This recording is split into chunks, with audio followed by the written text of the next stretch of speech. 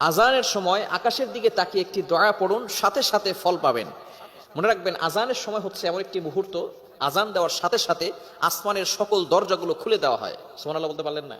আজানের আওয়াজ শয়তান সহ্য করতে পারে না, সাথে সাথে যতদূর পর্যন্ত আজানের আওয়াজ যায় শয়তান ততদূর পর্যন্ত পালাতে থাকে।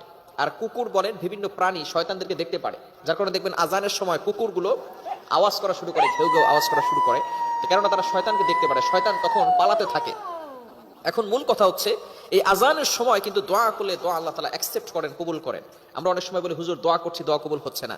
এই সময়টা চমৎকার একটি আমল আপনি করতে পারেন। যদি এই আমলটা করতে পারেন, আল্লাহ তাআলা অবশ্যই আপনাকে ফলাফল দিয়ে। সাইয়্যিদুল ইস্তেগফার কে কে পারি?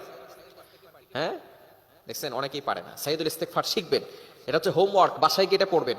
আল্লাহুম্মা আনতা রাব্বি লা ইলাহা ইল্লা আনতা খালাকতানি ওয়া আনা আবদুকা ওয়া আনা আলা আহদিক ووعدك ما استطعت أعوذ بك من شر ما صنعت أبوء لك بنعمتك علي وأبوء لك بذنبي فاغفر لي فإنه لا يغفر الذنوب إلا أنت।